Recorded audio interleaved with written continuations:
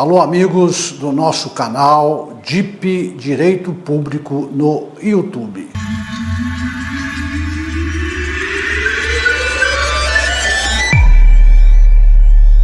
Sou Antônio Giovanni de Oliveira e falo para vocês nesse nosso canal sobre direito público voltado ao direito municipal e voltado ao direito aplicado às câmaras municipais. Eu quero mais uma vez falar nesse vídeo sobre o piso salarial de alguns profissionais. E quero aproveitar esse vídeo para poder justificar o vídeo anterior, que eu também falei sobre o piso salarial, desta feita dos dentistas e dos cirurgiões dentistas, né?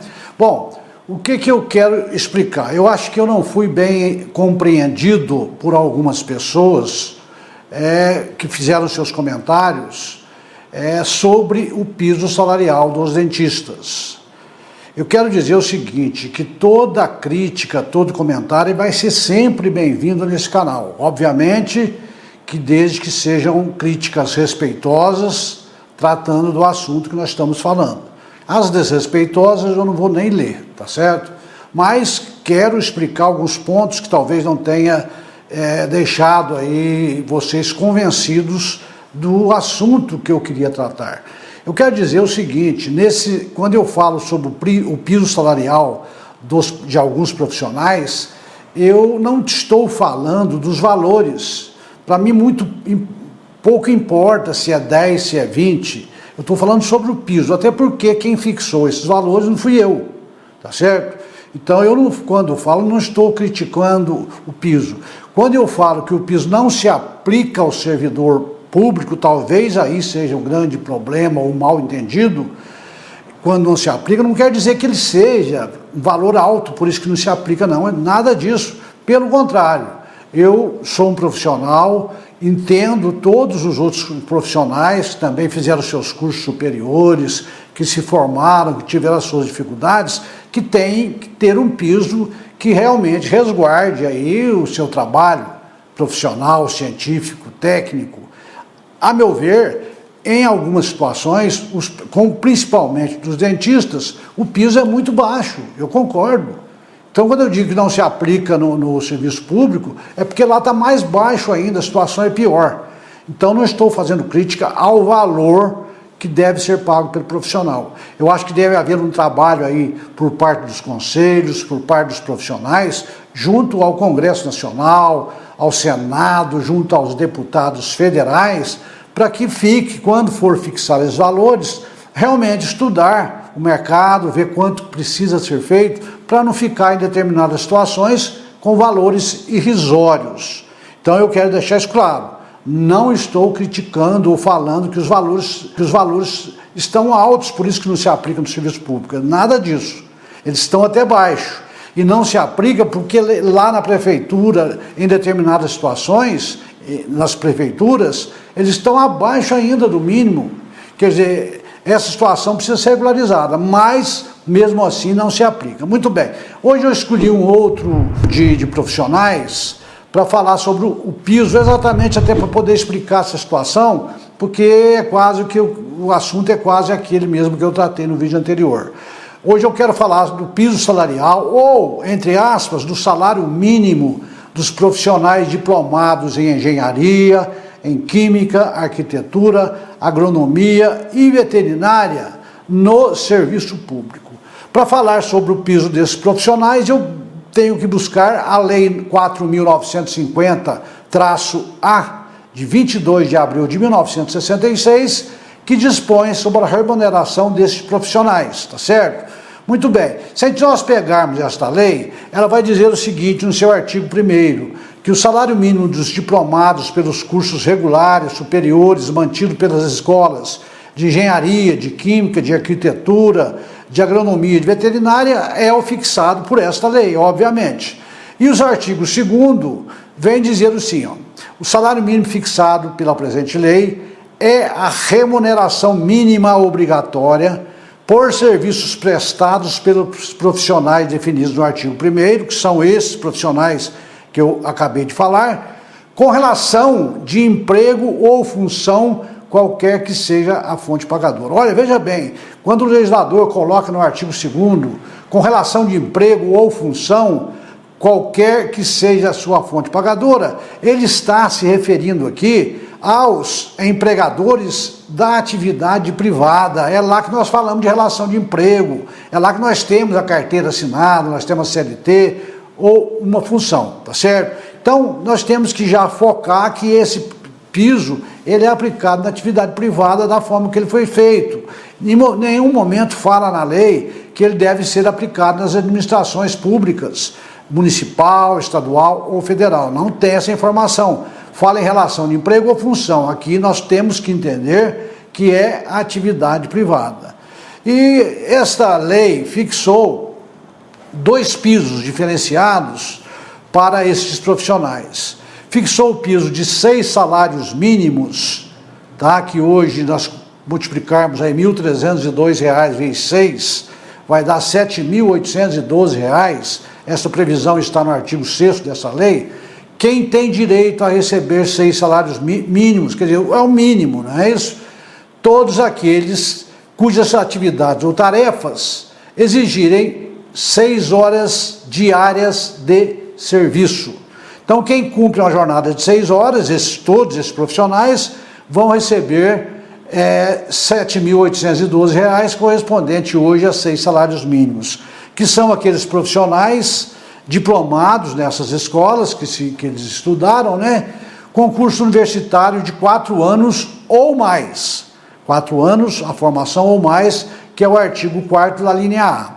E tem ainda um outro piso fixado um pouco abaixo, de 5 salários mínimos, correspondente a R$ 6.510, também estabelecido no artigo 6º dessa lei, para estes profissionais, estes mesmos profissionais que tenham curso universitário de menos de 4 anos. Tem a previsão nesse sentido na lei, no artigo 4º, na linha B, tá certo? Então veja o seguinte, é isso que nós extraímos da lei que interessa para nós aqui.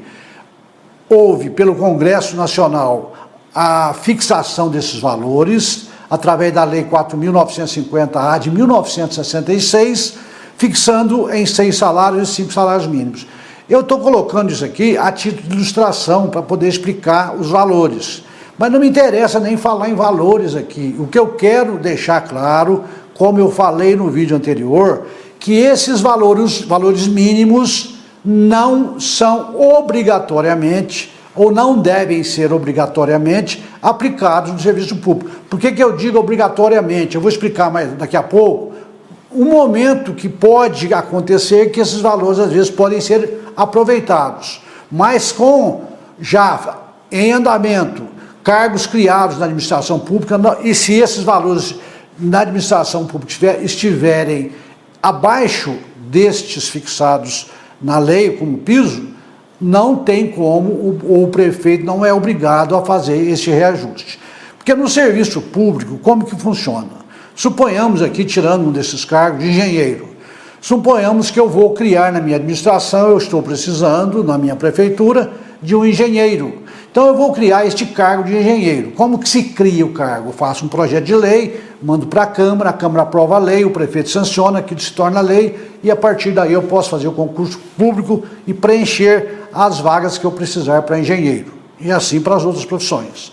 Então, ao criar um cargo, eu tenho que criar o seu nome, ou a nomenclatura do cargo, engenheiro, tenho que descrever na própria lei quais são as atribuições do cargo, tenho que fixar a jornada de trabalho, qual vai ser a jornada de trabalho para esse profissional trabalhar de engenharia, e qual é o vencimento básico mensal que esse profissional terá direito. É o valor bruto mensal que será destinado a este cargo. Obviamente que ele não vai receber esse valor, que tem os descontos legais de imposto de renda e INSS, mas cai no valor líquido lá que ele recebe. Muito bem. Assim é que se faz a fixação destes valores. E quem vai criar o cargo, quem vai fixar o valor, quanto vai receber um engenheiro? É o prefeito municipal, a autonomia, a legitimidade, a iniciativa é dele de criar o cargo, e a mesa da Câmara Municipal, quando se trata de Câmara Municipal. Obviamente que esses cargos nós não temos como cargos de carreira nas câmaras municipais, mas se fosse outro cargo que pudesse ser criado, também a mesa da Câmara Municipal.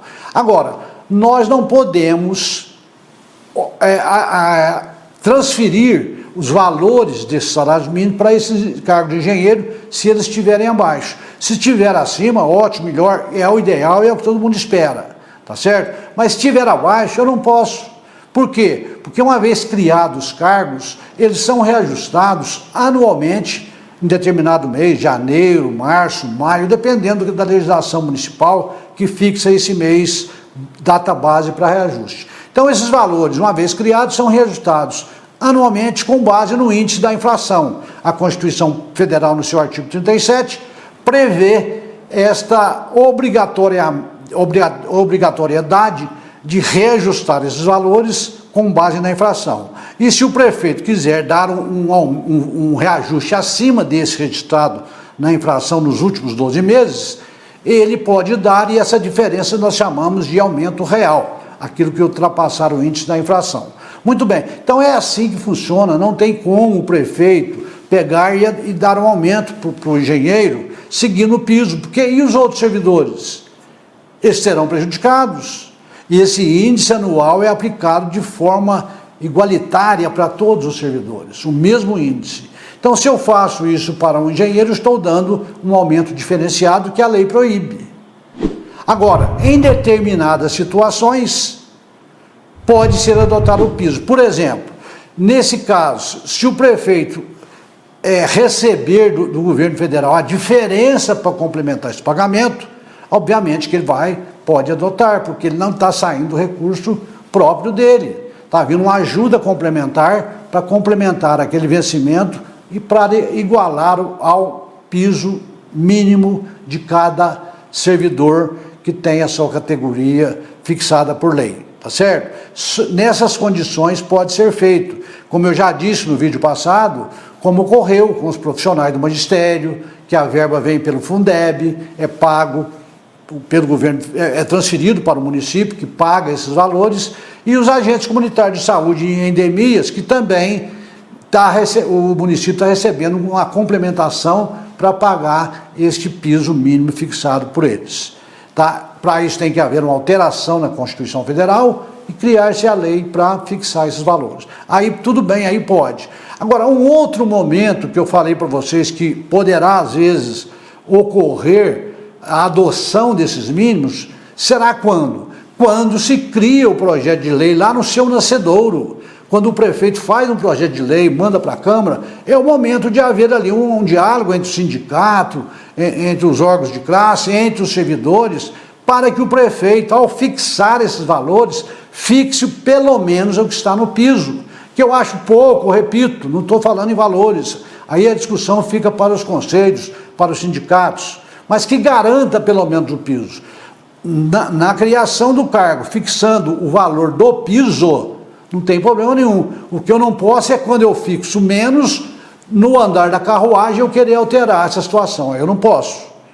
Então essa situação, quando vai fixar lá no início, eu acho que pode ser feito. Acho não, pode ser feito. Mas é que às vezes ninguém acompanha a evolução desses projetos, não acompanha. E hoje está muito disponível na internet, a Câmara publica aí os projetos que estão em tramitação, é fácil de acompanhar. Então é esse assunto que mais uma vez eu trago para vocês aqui e aproveitei para explicar o assunto, a discussão surgida, tá certo? Eu quero aproveitar o ensejo aqui para agradecer um dos participantes que mandaram comentários para o nosso canal, para o DIP, Direito Público, que é o ex-vereador José Modesto, lá da cidade de São José da Barra, onde eu tive o prazer de assessorar a Câmara Municipal, quando ele era um vereador e, pelo que eu sei, um dos mais atuantes daquele município. Era um vereador que realmente exercia sua função, fazia jus àquilo que ele recebia para trabalhar para os seus munícipes. Obrigado, Zé Modesto, pela sua colaboração, pela sua mensagem, que foi muito bem colocada sobre o vídeo anterior. Tá? Não estou fazendo isso para te responder, não, exatamente, tem vários outros comentários, como você mesmo viu. É para esclarecer. E esse é o nosso intuito, que você participe, que você mande mensagem, para que nós possamos ter esse intercâmbio, essa conversa, né, de pergunta, de resposta, dentro da nossa possibilidade, tá certo? Quero agradecer você que está inscrito no canal, você que está nos assistindo, pedir a você que está chegando agora, que se inscreva no canal, vai aí, deixa o seu like, o seu joinha aí, aperte o sininho, para que você possa receber os nossos outros vídeos, como nós fazemos e mandamos para vocês todas as terças-feiras. Espero vocês no meu próximo vídeo e até lá, se Deus quiser.